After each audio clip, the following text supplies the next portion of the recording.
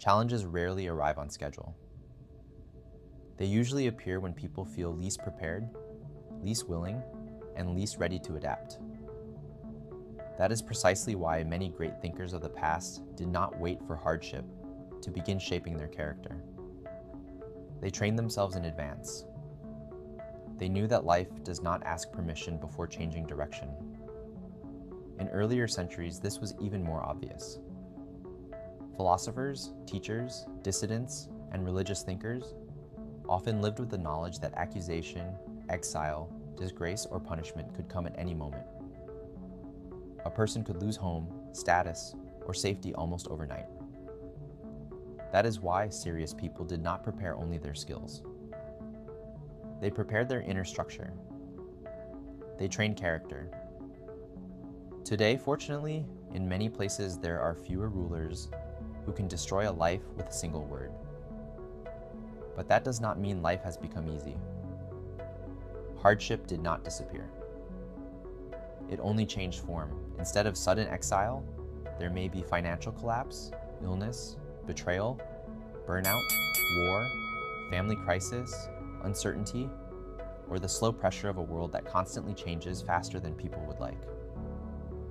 Difficulties remain. And because they remain, preparation still matters. Modern culture often teaches the opposite. It quietly persuades people to seek comfort first, stability first, convenience first, and then to react with shock when reality fails to cooperate. But reality has never promised comfort as a permanent condition. Life includes loss, stress, reversal, conflict, and uncertainty.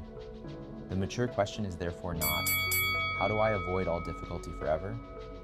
But what kind of person am I becoming before difficulty arrives? That is where philosophy becomes practical. Nietzsche's famous line, "What does not kill us makes us stronger," is often repeated in a shallow way, as if suffering automatically produces growth. That is not true. Hardship does not automatically improve a person. Sometimes it makes them bitter, fearful, resentful, or broken. But hardship can make a person stronger if it meets preparation, reflection, and discipline. Difficulty becomes meaningful when it is used as material for transformation, rather than as an excuse for collapse. This is why the great traditions emphasize preparation. The Stoics, for example, trained themselves to imagine loss in advance, not because they were pessimists, but because they wanted to weaken shock. If a person mentally rehearses the instability of life, then when difficulty comes, it is still painful, but not incomprehensible. The event hurts, but it does not destroy the framework of reality itself. The mind remains standing. That matters enormously, because challenges do not only take things away, they also reveal things. They reveal what kind of character a person has built.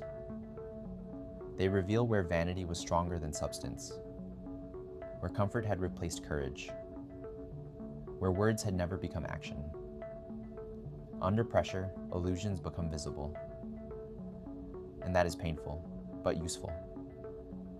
Difficulties also create opportunity, though not always in the simplistic motivational sense. Opportunity does not mean that every crisis is secretly a blessing.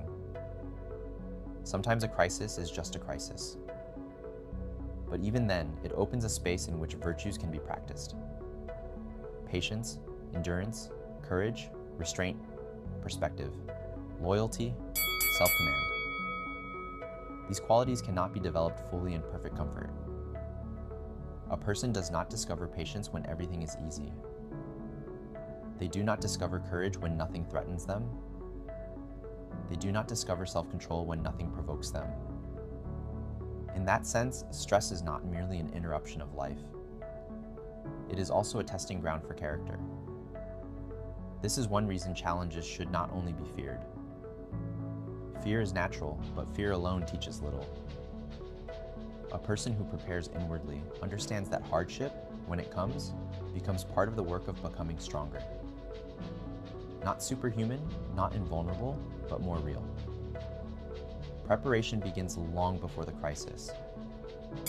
It begins in habits, in thought, in discipline, in refusing to become soft through endless comfort, in learning to tolerate uncertainty without panic, in learning to function without ideal conditions, in practicing honesty with oneself, in building a life that is not completely dependent on fragile external things. Then, when change comes, the person is not entirely helpless. They may still suffer, they may still grieve, they may still fear, but they are not empty-handed. They have character, and character is exactly what difficulty tests and strengthens. That is why hardship should not be worshipped, but neither should it be treated as meaningless evil. Challenges are part of reality. The wise response is not denial. It is preparation, not panic, but training. Not illusion, but readiness. Because when life changes suddenly, the person who prepared inwardly enters the new reality differently from the one who built a calm life.